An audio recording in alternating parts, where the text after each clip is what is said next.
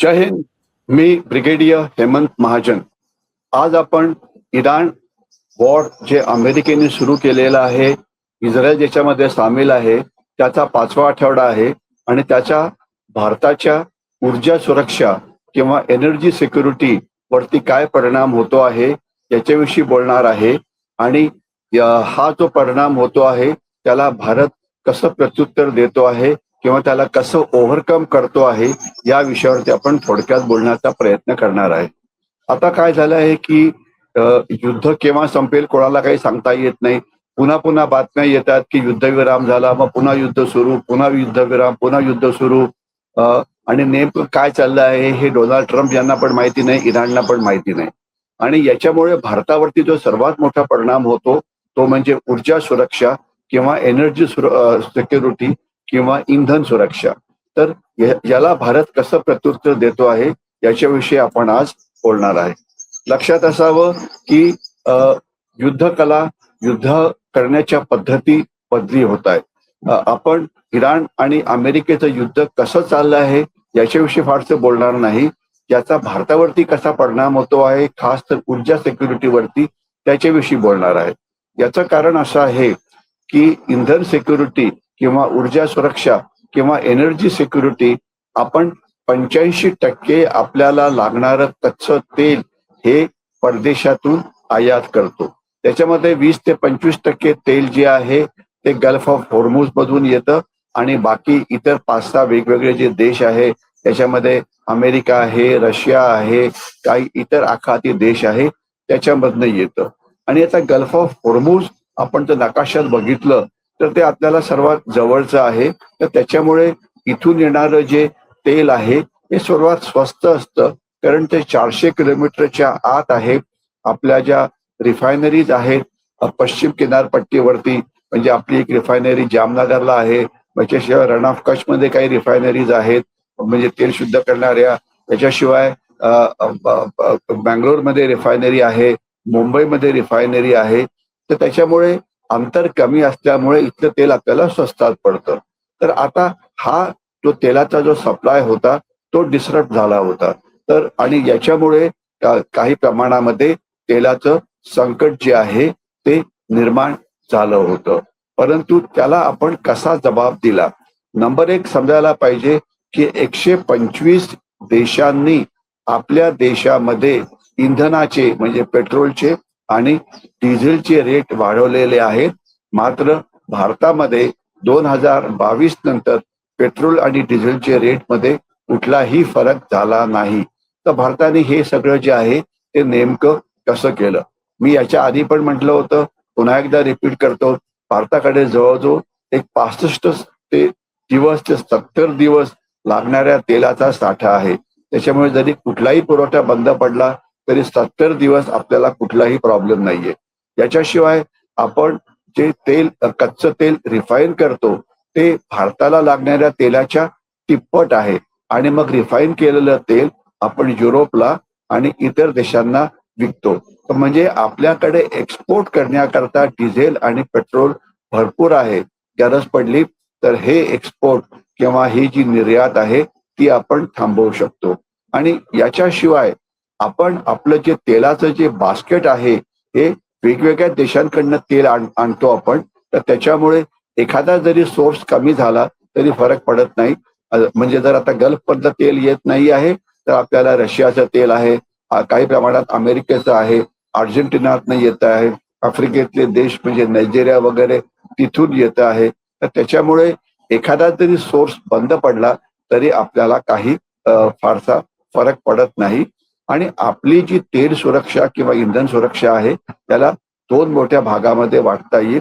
एक तर की तेल सुरक्षा लगेच म्हणजे शॉर्ट टर्म तेल सुरक्षा, आणि तेल सुरक्षा किंवा इंधन सुरक्षा लॉंग टर्म म्हणजे येणाऱ्या काळामध्ये आपण ती तेल सुरक्षा कशी कशा प्रकारे आपण त्याला तोंड देणार आहे.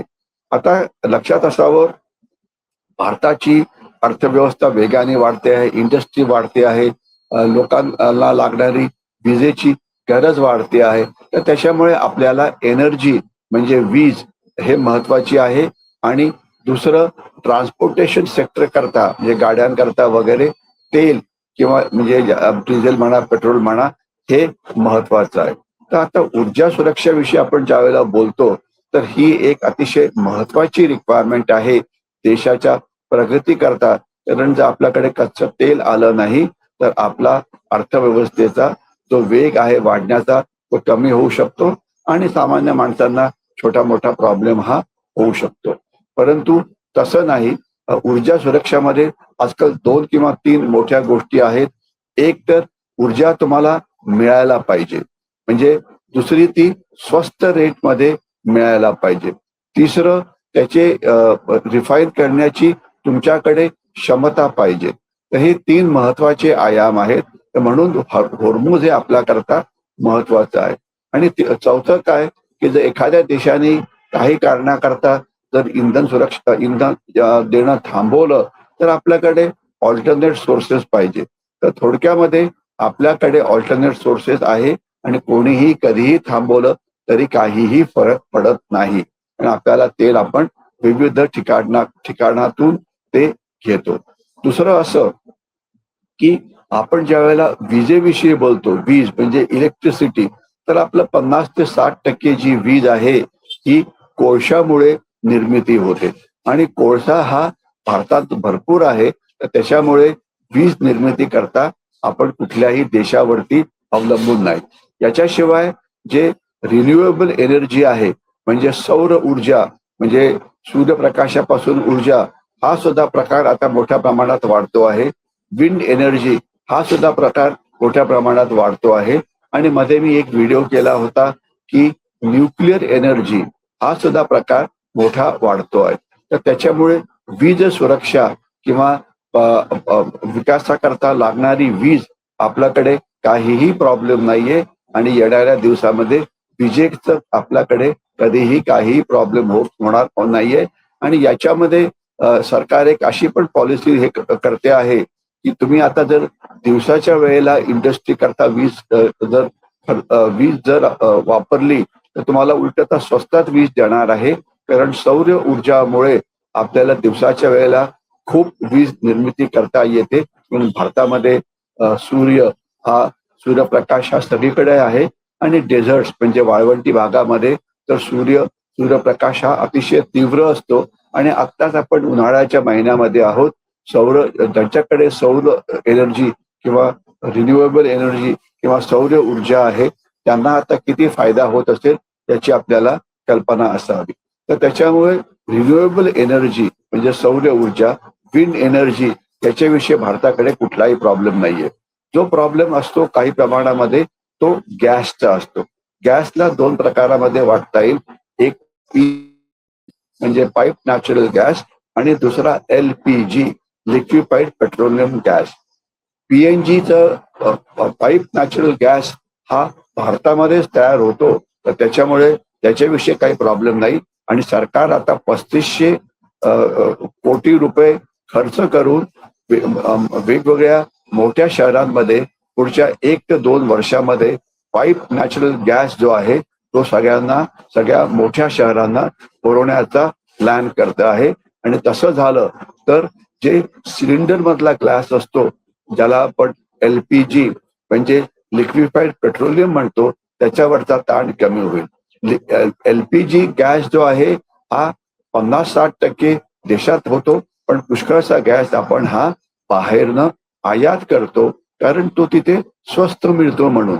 जर बाहेरचे देश तुम्हाला कमी किमतीमध्ये जर गॅस देत असतील, तर तो आपण का घेऊ नये, तर म्हणून आपण तो घेतो आहे. आणि त्याच्यामुळे तो जो गॅस ज्याचं सध्या थोडंफार प्रमाणामध्ये शॉर्टेज निर्माण झालेलं होतं, ते आता फारसं नाही आणि होणार पण नाही. आणि गॅसच्या ऐवजी आपण ज्याला म्हणायचं बायोगॅस, त्याचा वापर काही प्रमाणात सुरू झालेला आहे. हायड्रोजन गॅस निर्मिती ही सुद्धा मोठ्या प्रमाणामध्ये सुरू आहे. म्हणजे आपला देशाचा प्रयत्न असा आहे की ट्रान्सपोर्टेशन सेक्टर करता केवळ डिझेल आणि पेट्रोल वापरायच्या ऐवजी CNG म्हणजे कॉम्प्रेस्ड नॅचरल गॅस वापरावा, EV म्हणजे इलेक्ट्रिकल व्हेकल्स वापराव्या आणि हायड्रोजन वरती चालणाऱ्या गाड्या सुद्धा वापराव्या. सध्या फक्त एक मोठं आव्हान असं आहे की हायड्रोजनच्या ज्या किमती आहेत त्या अजून कमर्शियली व्हायबल नाहीयेत. म्हणजे हायड्रोजनची किंमत अजून पुष्कळ कमी व्हायला पाहिजे. तसं झालं तर हायड्रोजनचा वापर आपण आपल्या गाड्यांमध्ये करू शकतो आणि हायड्रोजनची जी निर्मिती आहे ती अनलिमिटेड आहे. म्हणजे आपण ती देशामध्येच तयार करू शकतो, पण अजून त्याला कमर्शियली व्हायबल होण्याकरता काही वेळ लागणार आहे. आणि याच्याशिवाय आपल्याला आपण अणु ऊर्जा खास तर फास्ट ब्रिडर रिएक्टरच्या मदतीने पैदा करण्याचा प्रयत्न करतो आहे. याच्यामध्ये आपला कप मधला जो न्यूक्लिअर रिएक्टर आहे तो आता त्याची चेन रिॲक्शन ही सुरू झालेली आहे आणि पुढच्या 2 ते 3 वर्षामध्ये आपले फास्ट ब्रिडर रिएक्टर्स जे आहेत ते काम करायला लागतील आणि तसं झालं तर आपली अणु ऊर्जा जो आहे हा प्रकल्प मोठ्या प्रमाणामध्ये सुरू होईल. तर थोडक्यामध्ये आपण विजेच्या बाबतीत सेल्फ सफिशियंट आहोत. आपल्याकडे कोळशाचा प्रॉब्लेम नाहीये, आपल्याकडे न्यूक्लिअर एनर्जीचा प्रॉब्लेम नाहीये, आपल्याकडे रिन्युएबल एनर्जी म्हणजे विंड एनर्जी असो की सूर्यप्रकाश असो त्याचा प्रॉब्लेम नाहीये. इथेनॉल ब्लेंडिंग जो आहे त्याची मदत घेऊन हे करणं त्याचा प्रॉब्लेम नाहीये.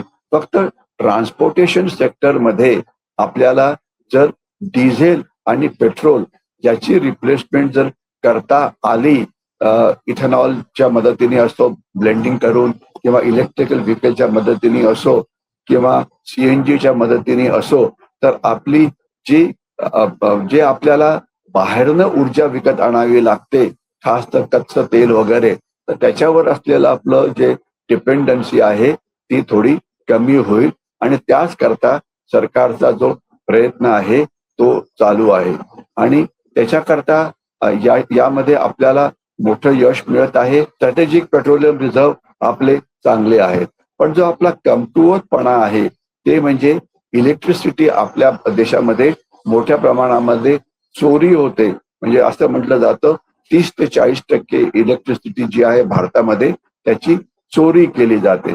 आणि दुसरं आपण दिवसाच्या वेळेला इलेक्ट्रिसिटी निर्मिती करू शकतो, परंतु त्याला रात्रीच्या वेळेला साठवायचं कसं तर त्याकरता बॅटरीजची गरज आहे आणि ते म्हणजे स्टोरेज बॅटरीजच्या मदतीने आता मोठ्या प्रमाणामध्ये सुरू आहे. तर याच्यामुळे ऊर्जा सुरक्षा किंवा इंधन सुरक्षा किंवा गॅस सुरक्षा किंवा तेल सुरक्षा या सगळ्यांमध्ये आपलं शॉर्ट टर्म धोरण आणि लॉंग टर्म धोरण हे चांगलं काम करत आहे आणि मला खात्री आहे की येणाऱ्या दिवसामध्ये किंवा पुढच्या 4 ते 5 वर्षामध्ये आपण जसं सध्या डिझेल आणि पेट्रोल जगाला स्वच्छ करून विकतो आहे तसंच आपण हायड्रोजन सुद्धा जगाला विकू शकू. आपण रिन्युएबल एनर्जी मध्ये खास तर न्यूक्लिअर एनर्जी आहे ती सुद्धा जे शेजारचे देश आहेत जिथे जे आपल्याकडनं वीज घेतात त्यांना विकू शकू. खास तर त्याच्यामध्ये नेपाळ आहे, बांगलादेश आहे, भूतान आहे किंवा पाकिस्तानशी तर आपलं एवढं हे नाहीये परंतु इव्हन श्रीलंका सुद्धा आहे. तर म्हणजे ऊर्जा सुरक्षा या विषयावरती देशाने चांगलं प्लॅनिंग केलेलं आहे, अंमलबजावणी पण चांगली आहे आणि जे आपलं मंत्रालय आहे ऊर्जा सुरक्षेचं त्याचे मुख्य आहेत हरदीप सिंग पुरी त्यांनी काम चांगलं केलेलं आहे. त्याच्यामुळे भारताची ऊर्जा सुरक्षा ही मजबूत आहे याच्याविषयी कोणाच्या मनामध्ये शंका नको.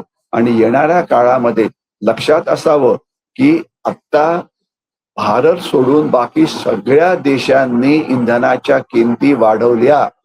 चायनामध्ये चीनमध्ये जी एक आर्थिक महाशक्ती आहे इंधनाची किंमत वाढली आहे. पाकिस्तानमध्ये इंधनाची किंमत ही ऑलमोस्ट डबल झाली आहे. अमेरिका जी जगाची नंबर 1 ची महाशक्ती आहे त्यांच्याकडे तेलाच्या किमती या वाढलेल्या आहेत मात्र दिलेल्या नाहीये. याचं कारण आपलं चांगलं नियोजन. तर थोडक्यात शॉर्ट टर्म एनर्जी सिक्युरिटी पण चांगली आहे आणि लॉंग टर्म एनर्जी सिक्युरिटीचा जो आपला रस्ता आहे तो पण खूप चांगला आहे. त्याच वेगाने वाढेल ज्या वेगाने सध्या वाढतो आहे.